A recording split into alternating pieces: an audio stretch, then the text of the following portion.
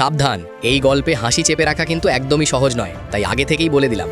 বাবাই নামে এক দারুণ আত্মবিশ্বাসী ছেলে ছিল। সে প্রতিদিন স্কুলে এমন ভাব নিয়ে আসতো যেন পুরো সিলেবাস তার নখদর্পণে। স্যার প্রশ্ন করলেই সে সবার আগে হাত তুলত। ক্লাসে সবাই ভাবতো, ওহ বাবাই তো জিনিয়াস। কিন্তু আসল সত্যিটা একটু অন্যরকম ছিল।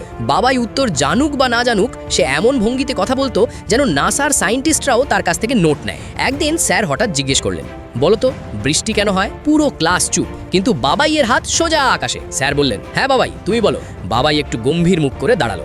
এবার সে যা বলবে সেটা শুনে আপনারও হাসি থামানো মুশকিল হয়ে যাবে, কিন্তু তার আগে যদি আপনি সত্যিই আপনার মা বাবাকে ভালোবাসেন তাহলে 3 সেকেন্ডের মধ্যে ভিডিওটা লাইক আর সাবস্ক্রাইব করে দিন, আর কমেন্টে লিখে দিন আই লাভ ইউ মা।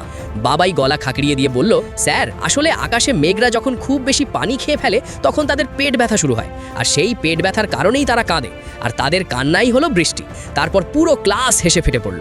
স্যারও মুখ ঘুরিয়ে হাসি চাপার চেষ্টা করলেন, তারপর বললেন, বাবাই তোমার কল্পনা শক্তি সত্যিই অসাধারণ, কিন্তু এবার বই খুলে আসল বিজ্ঞানটা একটু দেখে নিও। বাবাই মাথা চুলকে মিষ্টি হেসে বলল, ঠিক আছে স্যার, কাল থেকে মেঘের পেট ব্যথা না বইয়ের পাতাই পড়ব।